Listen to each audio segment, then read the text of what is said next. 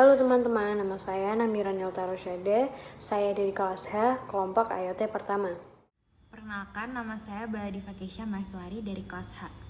Nama saya Cinta Salsabila Katani Putri.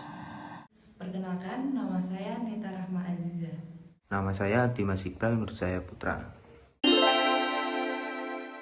Subjek hukum internasional adalah pihak-pihak pembawa hak dan kewajiban hukum dalam pergaulan internasional. Subjek hukum internasional menurut Iwayat Perniana dalam Pengantar Hukum Internasional tahun 1990. Subjek hukum internasional adalah pemegang atau pendukung hak dan kewajiban menurut hukum internasional.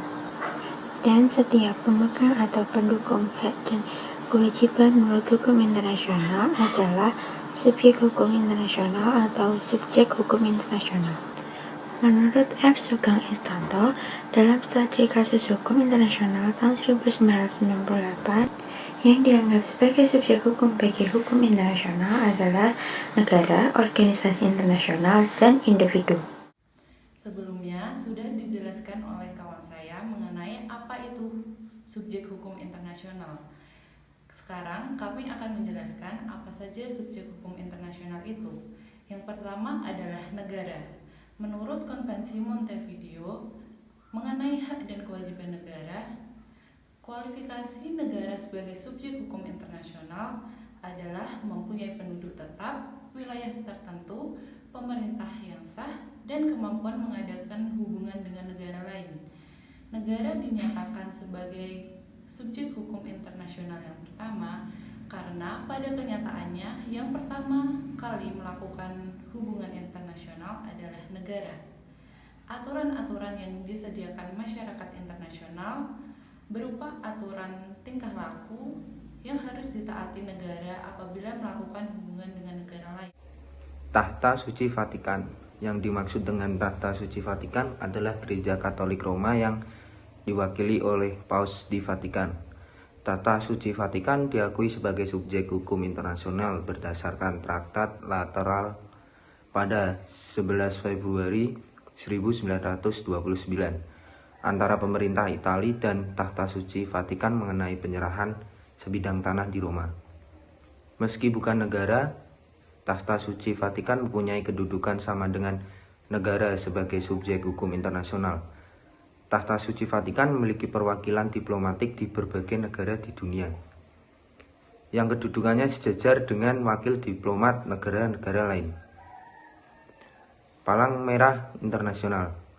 Organisasi Palang Merah Internasional menjadi subjek hukum internasional karena sejarah kedudukannya diperkuat dalam perjanjian-perjanjian dan konvensi-konvensi Palang Merah tentang perlindungan korban perang.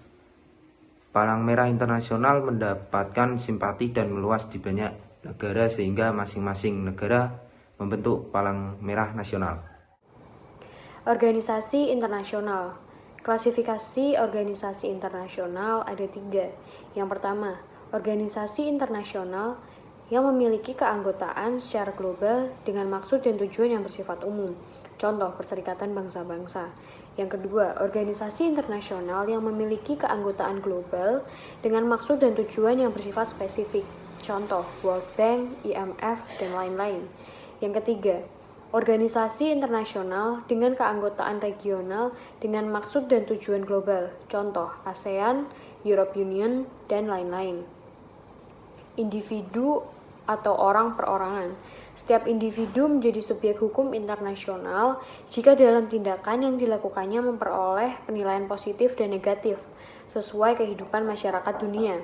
Diperkuat dengan Deklarasi Universal tentang Hak Asasi Manusia, Universal Declaration of Human Rights pada 10 Desember 1948, diikuti beberapa konvensi hak asasi manusia di berbagai kawasan. Pemberontak dan pihak yang bersengketa. Kaum belegerensi atau yang bisa disebut sebagai pemberontak atau pihak yang bersengketa awalnya muncul sebagai akibat dari masalah dalam negeri suatu negara yang berdaulat. Maka penyelesaian sepenuhnya urusan negara yang bersangkutan. Bila pemberontakan itu bersenjata dan terus berkembang bahkan meluas sampai ke negara-negara lain, maka salah satu sikap yang dapat diambil adalah mengakui eksistensi atau menerima kaum pemberontak sebagai pribadi yang berdiri sendiri. meski akan dipandang sebagai tindakan yang tidak bersahabat oleh pemerintah negara tempat pemberontakan itu terjadi. Dengan pengakuan tersebut, kaum pemberontak menempati status pribadi atau subjek hukum internasional.